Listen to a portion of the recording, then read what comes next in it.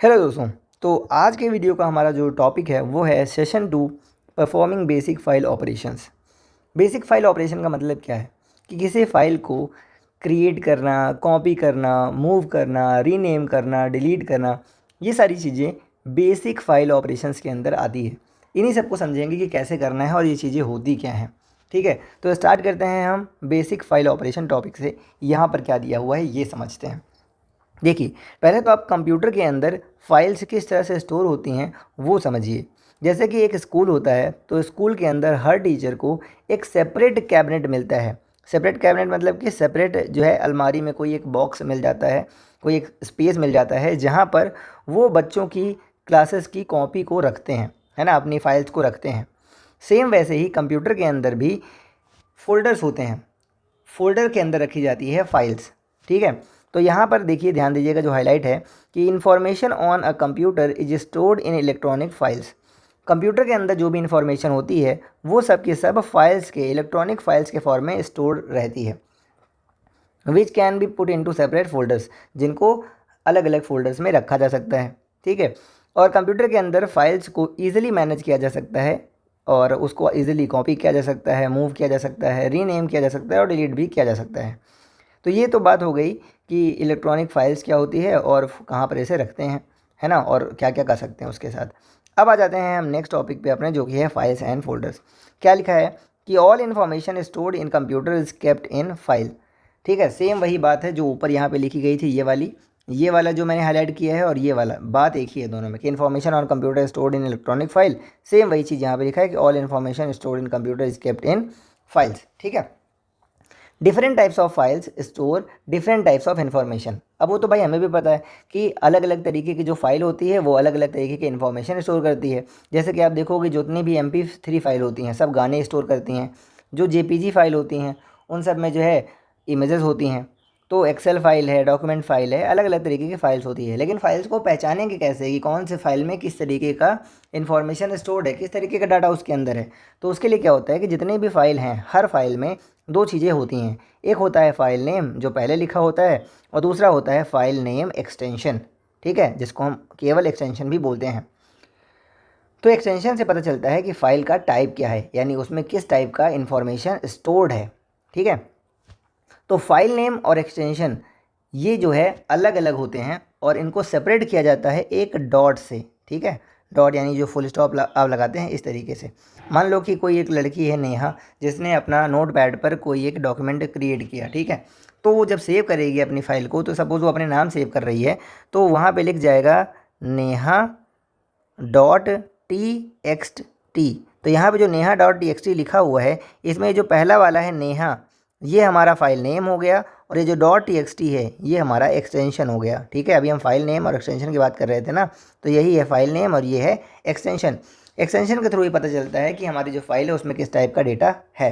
ठीक है, अब देखिए आगे यहाँ पर क्या है कि an image file usually has an extension .jpg। वो तो हमने आपको बता ही दिया कि जो इमेज फाइल होती हैं उसमें ज़्यादातर .jpg लगा होता है, जो साउंड फाइल होती हैं उसमें .mp3 होता है, वीडियो वाले में .mp4 होता है ना। अब समझते हैं कि फ़ोल्डर क्या है। A folder is a location where a group of files can be stored.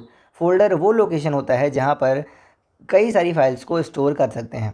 Okay, तो अब बढ़ जाते हैं आगे, जिसमें हमारा टॉपिक है creating a file using a text editor in Ubuntu.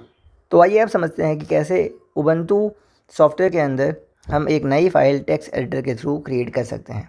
ठीक है, तो सबसे पहले आपको क्या करना होगा कि टेक्स्ट एडिटर ओपन करना है।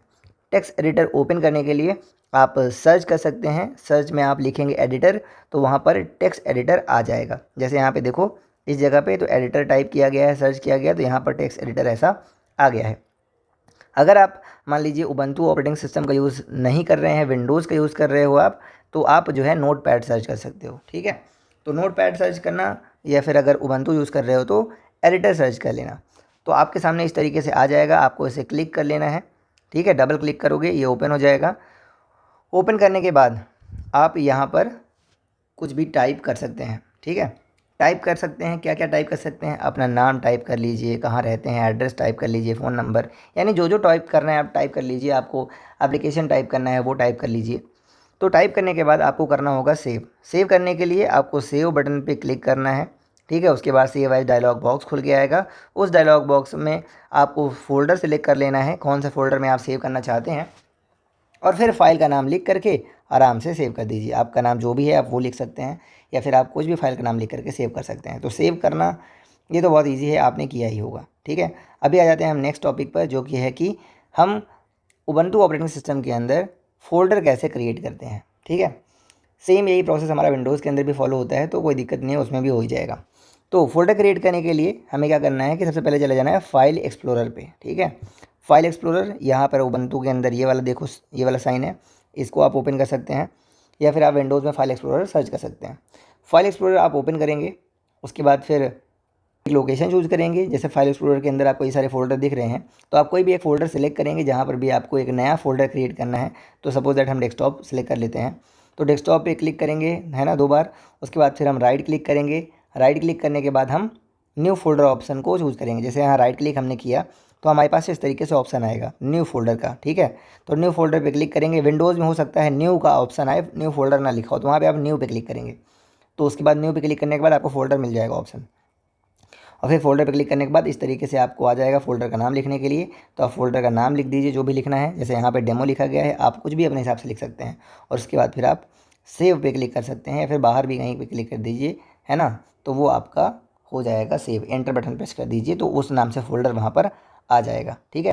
तो एकदम ईजी है फ़ोल्डर क्रिएट करना, आप करिएगा। कोई दिक्कत आएगी तो आप पूछिएगा, है ना। बाकी आप अगर इससे पहले की जो वीडियो है सेशन 1 की, वो आपने नहीं देखा हो तो देख लीजिएगा, उसमें भी बहुत सारी इन्फॉर्मेशन आपको दी गई है। और ऐसे ही और वीडियोज़ हम लाते ही रहते हैं। सेशन 3 पे भी हमें बनाना ही है। तो अगर आप अभी तक हमारी वीडियोज़ को नहीं देखते थे, है ना, तो और आपको अभी पसंद आ रहा है, अच्छा लग रहा है, तो आप क्या कर सकते हैं कि चैनल को सब्सक्राइब कर सकते हैं, जिससे कि आपके पास वीडियोज़ पहुँचती रहे टाइम टाइम से। बाकी आपकी तैयारी अच्छी चल रही है तो फिर करते रहिए और मस्त रहिए, एंजॉय करिए लाइफ को। मिलते हैं नेक्स्ट वीडियो में, बाय।